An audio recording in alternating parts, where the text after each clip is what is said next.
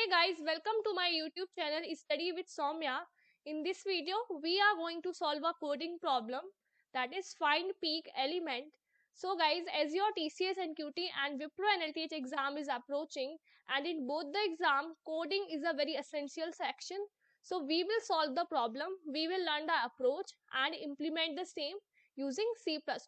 So make sure to watch the complete video and also do subscribe this YouTube channel if you haven't subscribed yet, and do like the video if you like the video, right? So let's start with the question then. So it is a medium problem. The question says a peak element is an element that is strictly greater than its neighbors. Given an array nums, find a peak element and return its index.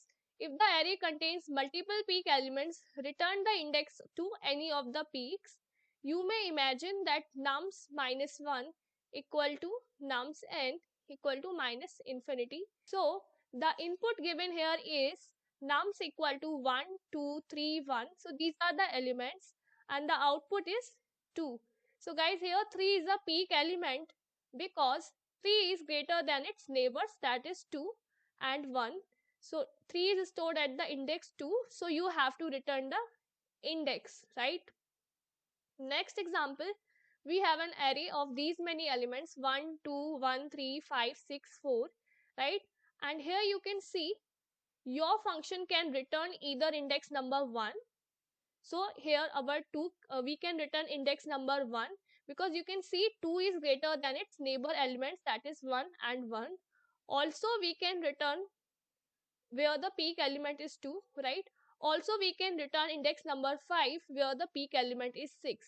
Here also 6 is greater than its neighbor elements, that is 5 and 4, because it is mentioned here in the question that you can return that if the array contains multiple peaks, return the index to any of the peaks, right? So you can return either index 1 or index 5, right? So let us see the implementation. The most basic and brute force implementation is, suppose you have an array like this.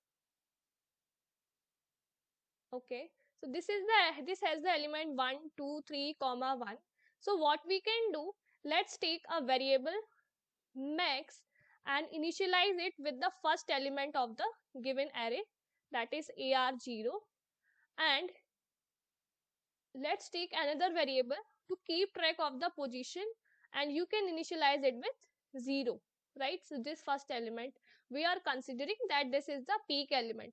Now what we can do, we can just simply go through each element of the array and we can find that if any element of the array is greater than our max variable, then we can simply update the value of max by this particular element which is greater, and also we can update the value of position too, right? So this is the brute force and the most basic approach.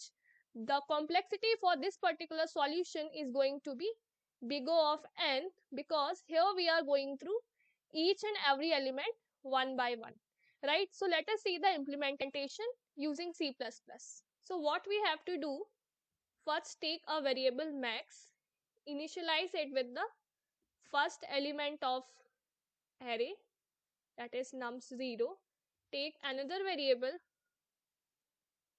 to keep track of the position, we will initialize it with 0, and now we will run a loop for int I equal to 0, I less than nums dot size, and then I plus plus. Now here we will check that if nums I is greater than max, in that case what we will do, we will update the value of max by nums I. Also we will update the value of position by this value of I, right? Now at the last what we have to do, we have to simply return the position, right? So return pos. So let us run this.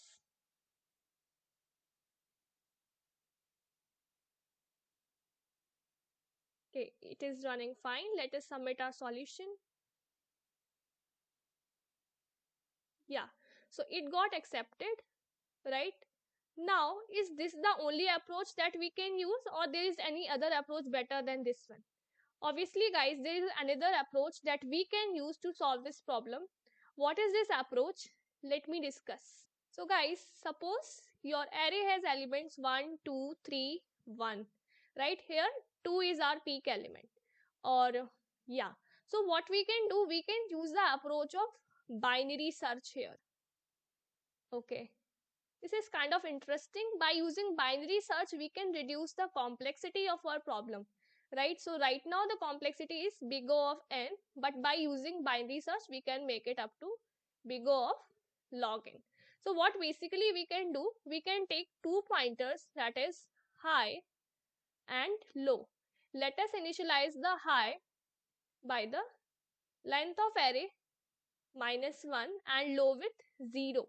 Now we all know the approach for binary search. So we will calculate a mid element up to the time this high is greater than low, right?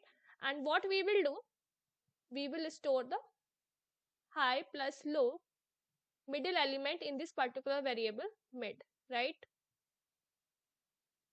Now we will check that if nums of mid, that whatever our middle element is, it is greater than its adjacent element, right? So if it is greater than its adjacent element, in that case what we will do, we will make search in the first half of the array, right? So suppose your array has element 1 2 3 4 5 6 like this, right? So what if we will notice that the middle element is greater than its adjacent element, so we will make the searching in the remaining half, in the first half. Why? Here we will find is there any element exists in the first half of the array that is greater than our middle element, right? So we will look for it. And what we will do, so for this what we will do here, we will update the value of our high to mid, right? But if it is not the case, that is nums of mid is less than its adjacent element, so in that case what we will do, we will do the checking in a second half. Here we will check is there any element that is greater than our mid element, right? So we will do this thing. So in that case we will update the value of low as mid plus 1, right? So this is a simple binary search approach that we all know. And after coming out of this loop, we will simply return the low, which is holding the position of our peak element, right? So this is the binary search approach that we are going to solve this problem. It will give us an optimized solution with a lower complexity, that is big O of log n. I hope the approach is clear. Let us see the implementation now. Let me remove it first, right? So what we will do, let's take a variable low, initialize it with 0. Let's take another variable high and initialize it with the nums dot size and -1, right? Now what we will do, we will run a loop while high is greater than low.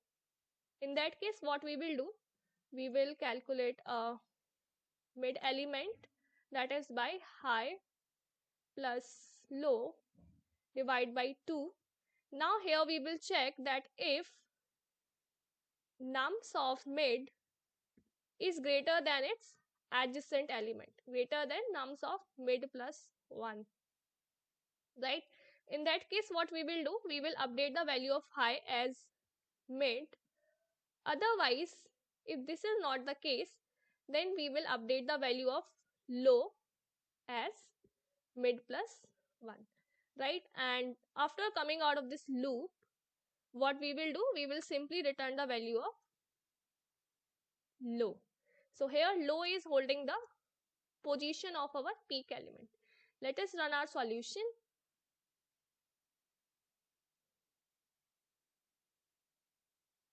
Okay, it got accepted. Let us submit it.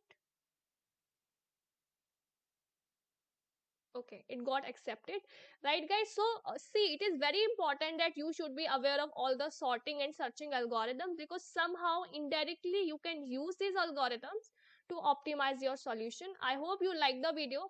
Do subscribe this channel and hit the like button if you like the video. Bye bye, and all the best for your exam.